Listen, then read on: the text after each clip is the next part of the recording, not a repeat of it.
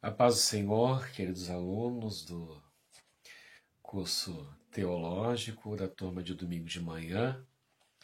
Estamos aqui mais uma vez, para finalizar o livro Livros Históricos. Estamos hoje no capítulo 5, que vai tratar sobre os livros de Esdras, Neemias e Esther. São livros com uma conexão entre eles, Só para a gente situar, nós finalizamos no livro passado os livros de 1º e 2º Reis, 1º e 2º Crônicas, e os livros de 1º e 2º Crônicas, e de 1º e 2º Reis e 1º e 2º Crônicas, eles terminam com a fatídica invasão de Jerusalém, do Reino do Sul, cuja capital é Jerusalém, pela Babilônia. E o relato histórico é que os que ficaram ou morreram pelos soldados ou morreram de fome, porque a cidade foi saqueada, muitas pessoas morreram, os muros de Jerusalém foram destruídos, o templo que foi construído, na verdade, por Salomão, também foi destruído pelos babilônios, e tudo isso por conta da infidelidade do povo de Deus, Eles tinham que respeitar a aliança, eles tinham que servir a Deus, eles tinham que oferecer sacrifícios, Mas eles preferiram servir, oferecer sacrifícios aos deuses daquelas nações pagãs que eles não expulsaram da terra prometida, muito pelo contrário. Eles fizeram alianças com essas nações, deram seus filhos em casamento ou se casaram com as nações pagãs, e a forma que Deus usou para que o povo pudesse retornar para o caminho foi permitindo que eles fossem para o cativeiro. Então, o Império Babilônio, que era o grande império daquela época, ano 586 a.C., quando os babilônios invadiram Jerusalém, destruíram o templo, destruíram os muros de Jerusalém. E só para a gente lembrar que alguns anos antes, o reino do norte, cuja capital era Samaria, era composto por 10 tribos, tirando as tribos de Judá e Benjamim, os assírios já tinham invadido, os babilônios já tinham invadido o reino do norte, E agora, lá no ano 586, eles invadem o reino do sul. E aí eles vão ficar cerca de 70 anos no cativeiro, juntando a invasão do reino do norte e do reino do sul, vão ser 70 anos de cativeiro. E só no ano 536 que o rei Ciro, quando descobre que existe um rolo do profeta Isaías, que chamava Ciro de meu servo, que seria usado por Deus para cumprir os propósitos dele, o rei Ciro toma conhecimento desse rolo, de uma profecia que havia sido profetizada algum tempo antes, e isso você pode perceber, essa citação do rei Ciro está em Isaías 44, capítulo 44, os últimos versículos, e o capítulo 45. Então, ele permite que o povo volte para Jerusalém para reconstruir os muros da cidade, para reconstruir o templo, enfim, para Israel se reconstituir como nação, Israel ali, que eu digo, o Reino do Sul, a partir de Jerusalém. Então, o contexto desses 3 livros, livro de Esdras e Neemias, que foi dividido, né? Esses dois livros foram divididos depois, algum tempo depois, mas a Septuaginta, Neemias e Esdras formam só um livro. E só na Vulgata Latina, elaborada por Jerônimo, é que esses dois livros vão ser divididos. Enfim, o autor do texto, que é Esdras, né, um escriba e um sacerdote que é mandado, que estava no cativeiro, que é mandado de volta para Israel. Ele não veio junto com Neemias, ele é mandado depois, né? Esdras é que é o autor desses dois livros, de Esdras e Neemias, né? Então, se a gente lê os dois livros, né, Esdras e Neemias, eles narram a mesma coisa, é claro que com um ponto de vista diferente, né? O livro de Esdras, eu creio que seja um livro muito mais elaborado, né? Mas enfim, os dois livros se complementam e vale a pena ler os dois livros conjuntamente, narrar, né? E entender essa história a partir desses dois livros. Então, assim, quem foi Esdras, né?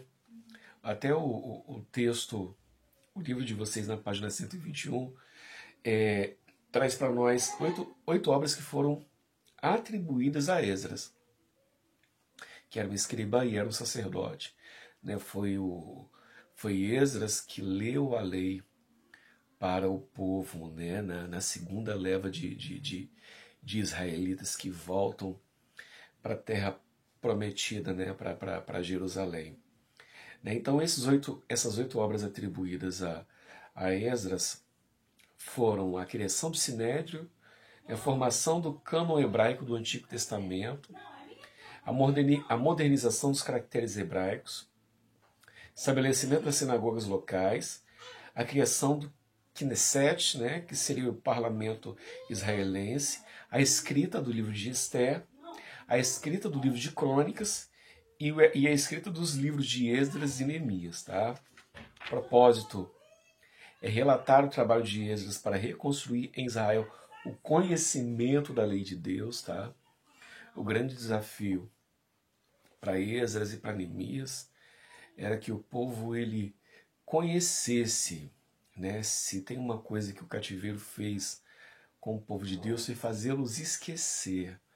Né? Eu acredito, inclusive, que eles, quando voltaram do cativeiro, eles tinham dificuldade até em relação à sua língua. Né? Bem provável que no cativeiro eles eram proibidos de se comunicarem usando o idioma hebraico. Né? Então isso, e uma das formas de você destruir com a cultura de uma nação é você não permitindo que eles se comuniquem na sua língua, obrigando-os a falar no idioma do país onde eles estavam cativos. Né? Creio que foi assim no Egito, foi assim na Babilônia, foi assim também no Império Romano. Né? Então essa questão do idioma ela é importantíssima para a transmissão da cultura, para a questão religiosa, para a questão, né, da identidade do povo. Né? Israel com certeza teve essa dificuldade. Tá? A data do livro de Esdras é aproximadamente 444 a.C., né? A palavra-chave é renovação, por conta dessa questão da renovação da aliança mesmo. Tá? Qual o contexto histórico? Né?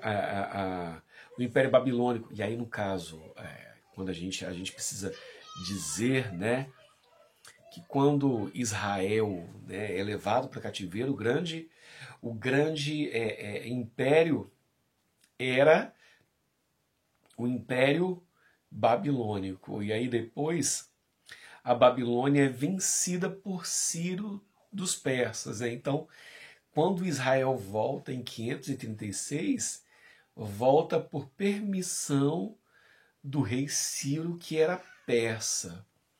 certo? Que tinha aí acabado com o domínio babilônico. E aí depois também, quando é o seguinte, quando Neemias ele volta para a terra, ele vai encontrar a resistência de Tobias, Sambalate e Gesem, o árabe, né?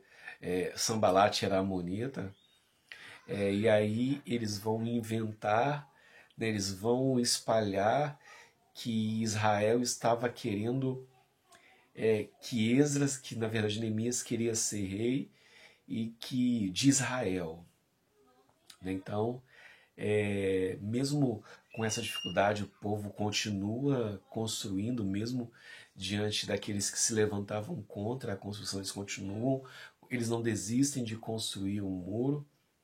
E aí depois, já com o rei Dário, certo, ele permite que a construção continue, que aqueles que estão ali, aquelas nações que estão ao redor de Jerusalém, que eles contribuíssem com a construção, que eles contribuíssem, inclusive doando animais para serem utilizados nos sacrifícios do templo. Então, Deus ele usou Ciro, ele usou também Dário, né, emitindo um decreto para que ninguém se levantasse contra a reconstrução.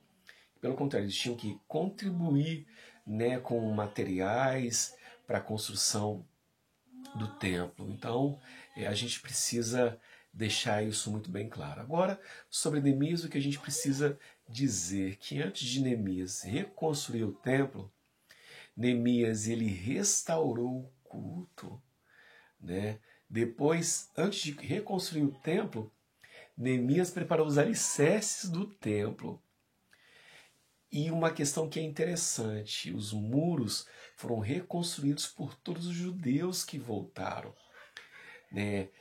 Cada um que estava próximo, né? As pessoas construíam os muros, né? As partes do muro que ficavam próximas às suas casas. Então todo o povo coletivamente reconstruiu, fez parte da reconstrução do templo, né? E inclusive defendendo com unhas e dentes essa construção, né? Eles empunhavam nas suas mãos, numa mão os materiais, as ferramentas para reconstruir o templo, e em outras mãos armas, né? Porque eles estavam preparados para, inclusive, lutar contra os inimigos que pudessem se levantar contra a construção. Então, uma questão que é interessante em Neemias, antes de Neemias reconstruir o templo, ele reconstruiu o culto, né? Ele preparou o culto, ele sacrificou a Deus. Então o culto ele precede o templo. O culto ele precede o altar ele precede o templo. Então foi importantíssimo eles prepararem o altar primeiro para que depois eles reconstruíssem o templo. O que Deus estava querendo dizer para eles? Não adianta nada ter templo, ter glória, mas não ter a minha presença. Não adianta nada vocês fazerem uma obra esplêndida e maravilhosa se vocês não restaurarem a aliança. E Neemias ele se preocupou bastante com isso. Neemias ele quis lembrar o povo de partes da lei que eles tinham esquecido. Por exemplo, os nobres estavam escravizando os mais pobres. E aí Deus adverte o povo por meio de Neemias. Neemias adverte o povo que eles não deveriam fazer isso. Os nobres se comprometem a não tornar os próprios judeus como seus escravos, né? Então,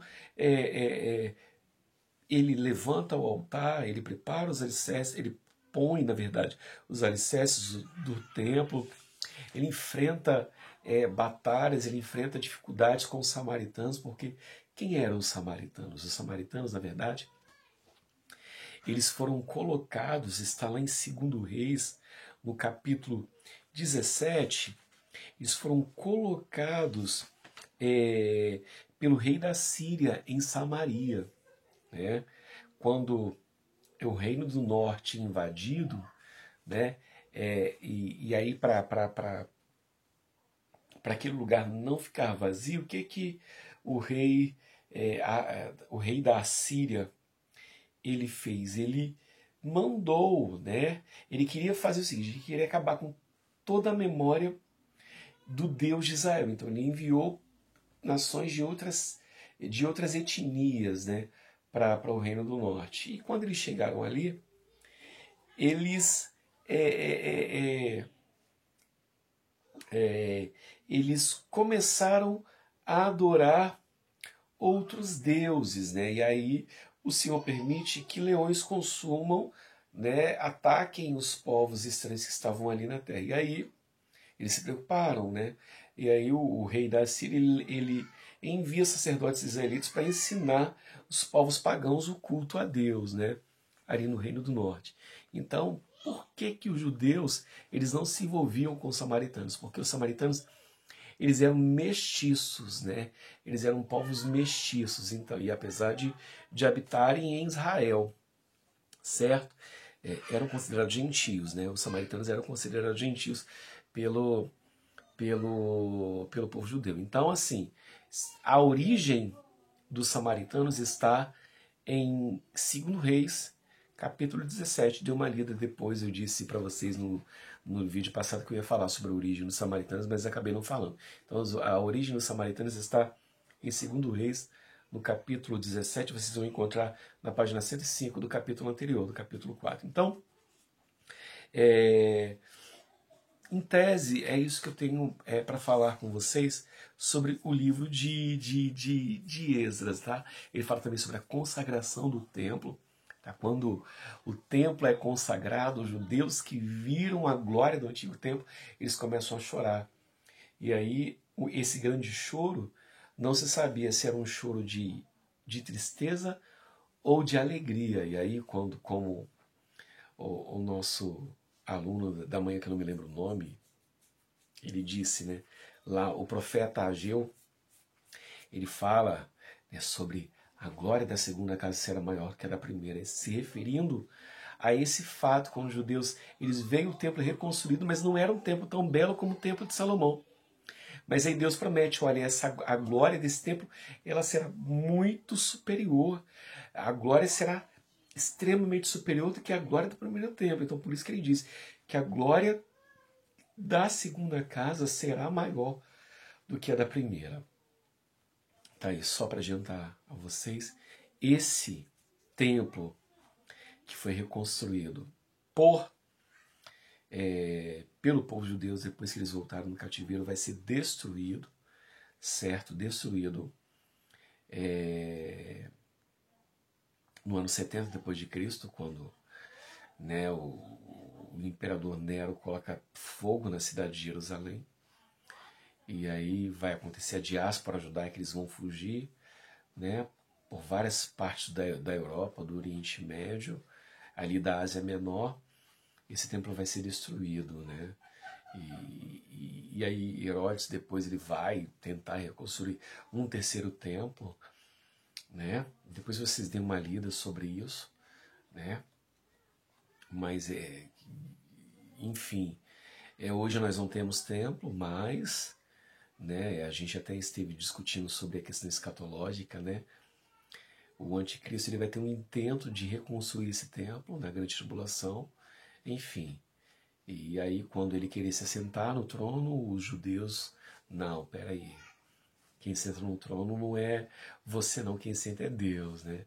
E enfim, a gente discutiu sobre isso, né? Uma aula muito abençoada que nós tivemos ontem, né? Uma pena que vocês não puderam ir, né, para acompanhar esse momento tão bom, mas a gente espera que vocês voltem o mais breve possível, tá?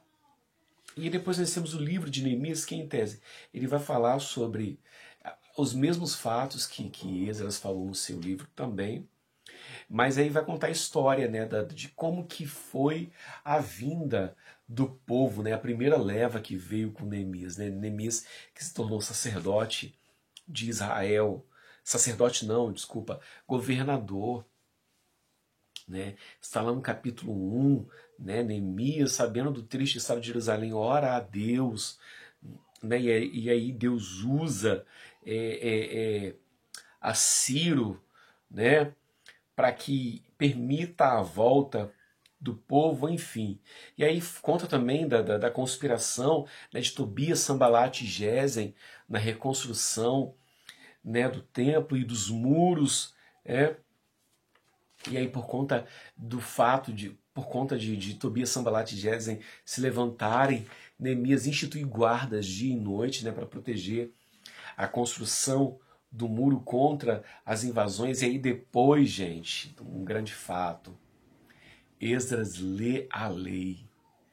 Esdras reúne o povo para ler a lei, porque eles já não tinham mais conhecimento. E quando Esdras lê a lei, eles caem em si, eles voltam à realidade da aliança, eles começam a chorar copiosamente. Meu Deus, o que nós fizemos, o pecado que nós cometemos. Inclusive Neemias adverte, né, falando: olha, que vocês cometeram o mesmo pecado que Salomão cometeu por causa de mulheres pagãs, né?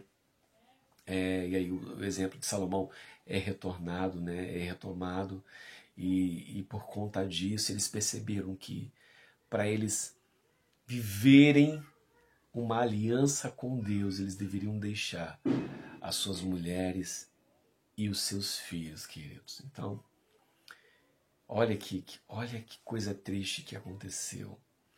E olha a consequência que eles colheram dos seus pecados. Eles tiveram que deixar partir suas mulheres pagãs e os filhos que eles tiveram com essas mulheres.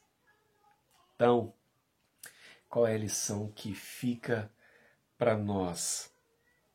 Qual é a lição que fica para nós? E aí, você já pensou? Qual a lição que fica para nós, né? A gente precisa entender que a gente precisa deixar às vezes, né, aquilo que está nos atrapalhando, né? Embora pareça difícil, mas a gente precisa deixar, né? Porque tem pecado que a gente se torna pecado de estimação, né? A gente não quer abandonar. No caso do povo, o povo teve que abandonar. E aí, gente, uma questão que a gente precisa dizer também é que após eles terem refeito essa aliança, né, o que eles fizeram? Eles instituíram a festa dos tabernáculos, que lembra quando o povo habitava em tendas no deserto, e também comemoram a Páscoa, que é para lembrar a saída do Egito, né? Que é para lembrar que eles um dia foram cativos no Egito, né? E aí eles comemoram essas duas festas, né? A festa das cabanas ou dos tabernáculos, e também comemoram a Páscoa, né? E qual a importância da festa das cabanas? É lembrar que eles são peregrinos nessa terra, não é? Bom, e aí depois, finalizando aqui o livro de Neemias, né? Temos também o livro de Esté, essa grande história de Esté que se casou, né? Esté, que era Hadassa em hebraico, né? Hadassa, que significa morta, né? E aí o propósito do livro de Esté é mostrar que Deus não abandona o seu povo, mesmo em momentos de punição. Tá? O livro de Esté aproximadamente 458 anos. A data aproximada do livro de Esté é 458 a.C. Depois essa é a data do retorno de Esdras, certo? Uma questão que a gente também não pode esquecer: quem era o rei Assuero, né? Ele governou a Pérsia entre 486 e 465 a.C. Era filho de Dário, filho de Dário I e neto de Ciro, que venceu a Babilônia. Tá? Dário I havia casado com a filha de Ciro, chamada Tos. Esse só era também chamado Xerxes I, que era o seu nome grego. Tá? Assuero se casa com Esté, tem toda a trama, né, de Naamã contra Mardoqueu. Depois Deus livra o povo das artimanhas e da cilada de Amã. Deus honra Mardoqueu, e no final da história Mardoqueu é a segunda vez, né, gente? Assim como Daniel se tornou uma pessoa muito importante na Babilônia, José se tornou o segundo no Egito, Deus mais uma vez honra um dos seus servos numa nação inimiga numa nação estrangeira, né? Tamanha foi a honra de Mardoqueu que ele se tornou o segundo na Pérsia, né? Então, essa é a história do livro de Esther. Eu não vou me delongar muito. Queria muito agradecer a vocês por esses meses, por esse livro 5, foi um livro, por esse livro, livros históricos, esses 5 capítulos que nós estudamos, foi uma honra estar com vocês. Quem vai ficar com vocês agora nesse próximo livro é o professor Tiago Nazaré. Eu quero dizer que eu ainda estou esperando o exercício que vocês têm que fazer como avaliação desse livro, ok? Vocês podem mandar para prof.valberricardo@gmail.com. Eu mandei o recadinho lá no WhatsApp do nosso curso teológico, tá? Deus abençoe vocês, fique com Deus, fique na paz do Senhor. Deus abençoe.